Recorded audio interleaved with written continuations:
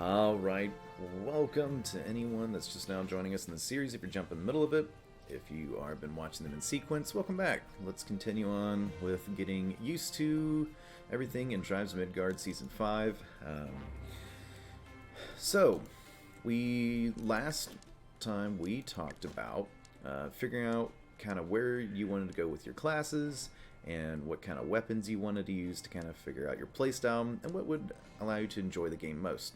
I will say this, I am confident that with practice you can use any of these 8 classes and you can use any of these weapons to clear Saga.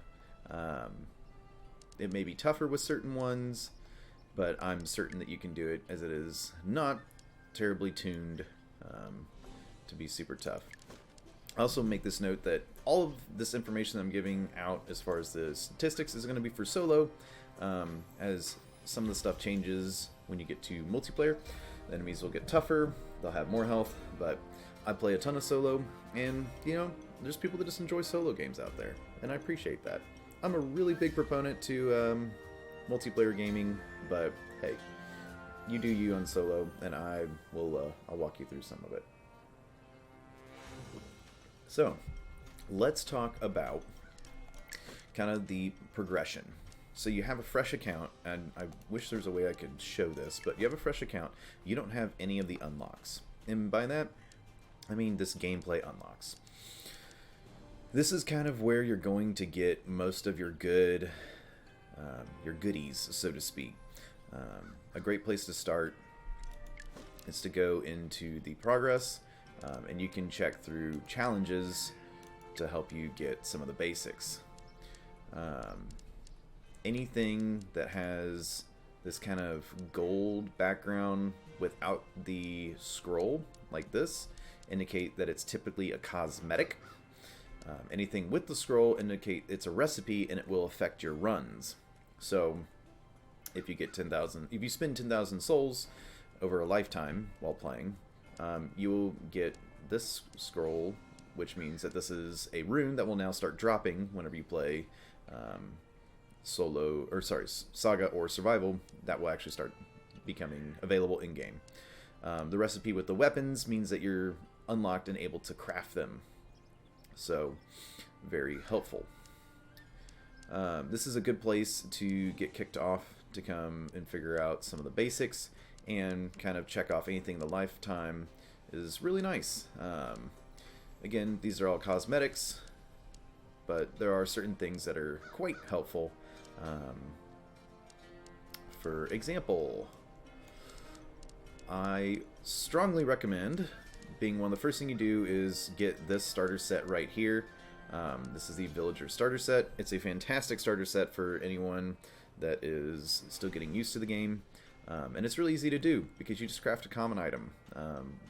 I will do a good example of a first run just to kind of get a lot of stuff checked off in your first go. So that way you kind of can play along in a sense if you're having trouble. So getting all these things done. So it's a good place to start. The Saga challenges themselves, none of them are critical to where, oh, you gotta go get that in order to make your runs easier. There's some stuff that's nice, some good quality of life, some fun runes that are pretty good, and don't look at that, sorry. There's some fun things, and there's some pets behind here too, which is great. I love that. I think that's a fantastic thing. So I'll talk more about the Saga challenges later. Class challenges is also a really good thing to go do. We'll do a what I call first run, and then after the first run, you'll have kind of a foundation of getting some of these lifetime challenges knocked out, and then class challenges is a really good place to go from there because you'll start to get a handle on the game and go, all right, how do I want to make this experience mine? Do I want to try to do Warden? Do I want to try to do Sentinel? Do I want to do Hunter? Do I want to do Berserker, Seer, Guardian? Whatever I'm trying to feel, and get those done as well. So, moving on, as you get those challenges done, you'll start to generate golden horns. I strongly recommend starting with golden horns, spending them on the things that improve your gameplay. So that's going to include accessories, which is going to be starter kits, specific runes, and all the way up to some weapons that are really, really helpful and make runs easier. Easier the runs get, the more runs you clear, which allows you to generate more golden horns. You get the idea.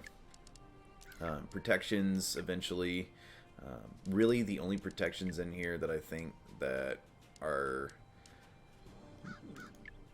really, really helpful is this Niflheim set, and I'll talk more on that later.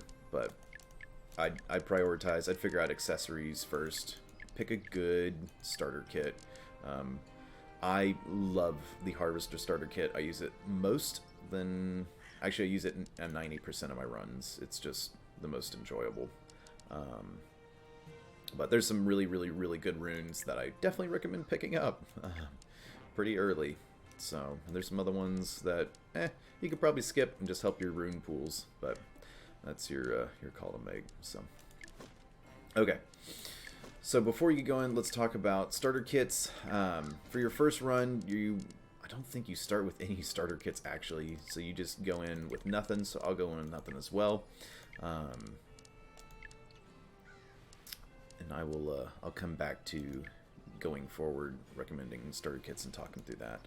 You get them out. You start with this nice, lovely horse. We'll talk about that later. Pets. You can go without a pet. I usually like having them just kind of cute and fun. They're kind of ridiculous, but they do auto. You will start with the little Raven Mark III, the part of the Viking set. You'll have the default death chest, but pets will auto loot stuff on the ground, which is a really nice feature that wasn't always there.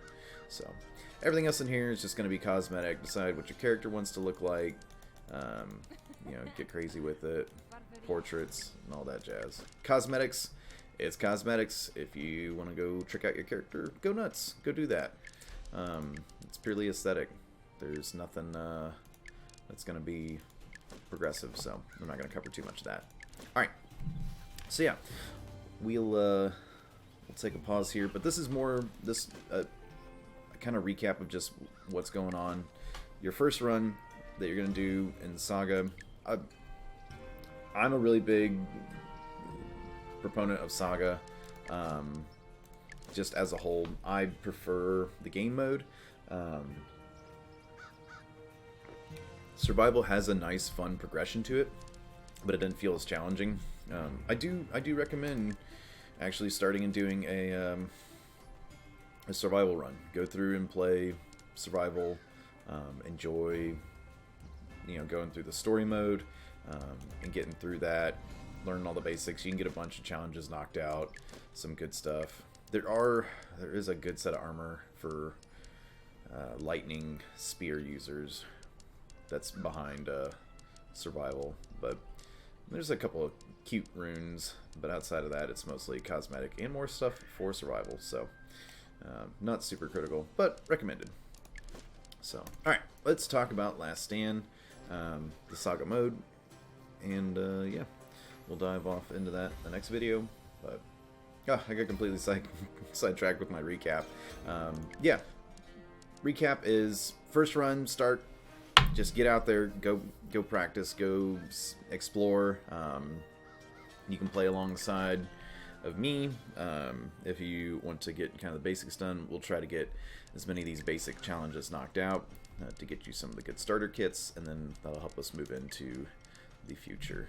And spend up some golden horns, mostly getting accessories first, and then some of the critical weapons that you think you're going to use.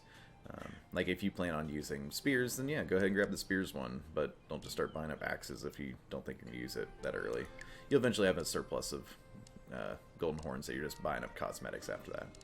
So, alright, thanks for tuning in. Good luck with your progression, and then we're going to go start up just a first run. So, thanks for watching this one, and sail sail.